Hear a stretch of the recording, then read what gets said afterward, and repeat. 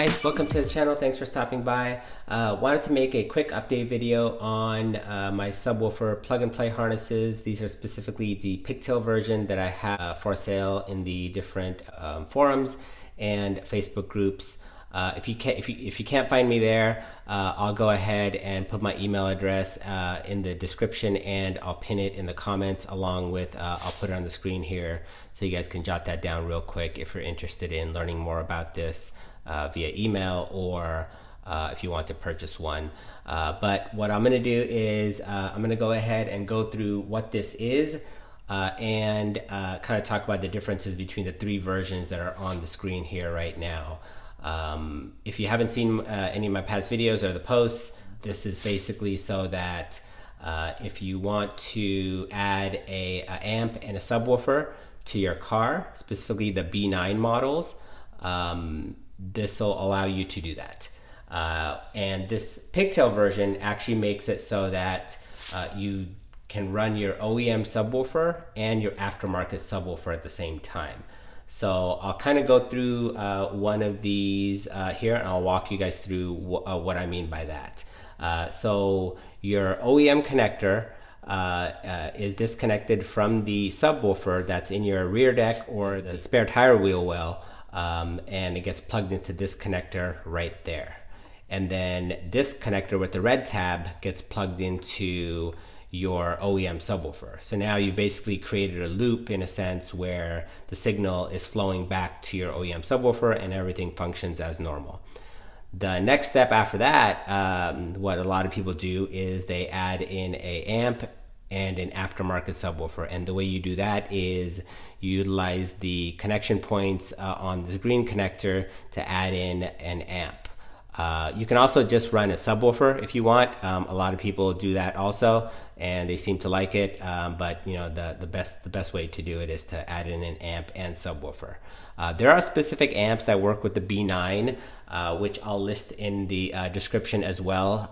And I'm sure if you've done forum searches, you guys will see that there's many posts out there that kind of talk about how the B9 models have a finicky setup where if you don't use a specific amp that can see 40 volts, the OEM system will cut out. Or if you want to use an amp that doesn't have 40 volts, you'll need to use a powered LC2i. I'll list all that in the description so you guys can kind of see, and I'll link the forum post as well so you guys can read up on that. That's actually my forum post where I go into some pretty good detail as to why that's required. Like I said in the beginning of the video, this is an update video to a previous a video that I created, which kind of talked about these two versions right here, this version and this version. Now I have an updated version that kind of has replaced this middle version because this updated version has a 3-foot RCA, which can now connect directly to the amp because it's got male RCAs here, and it's about 3 feet long. I'll get to the length here in a moment, but I want to talk about why this has kind of replaced this version here.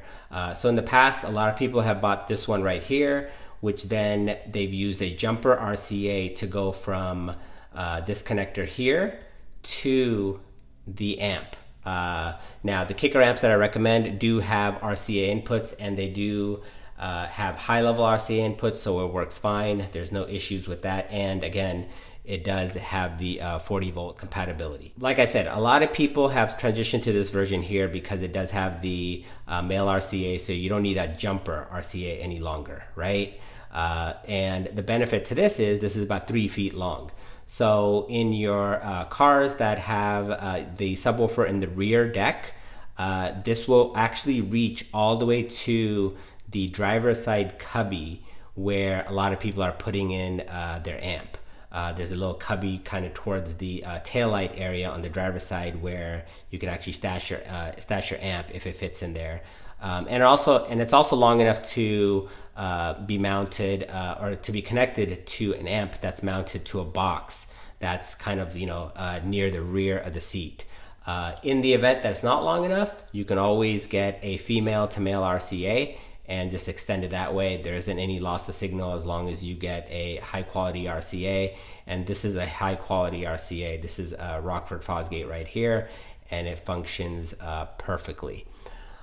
So that's kind of it in a nutshell, guys. The 3 different variations here. I talked about how it's connected, what each one is used for. Again, I sell all 3 still, but the most popular are this version right here and then this version right here. I can make this version also. Go ahead and email me if you're interested. Like I said, I've put my email address in the description down below. Or if you have any questions, would be happy to address those for you guys. Well, I appreciate you guys taking the time to watch this video, and feel free to leave a comment or a thumbs up, and don't forget to share this video if this was useful. Thank you. Have a great day.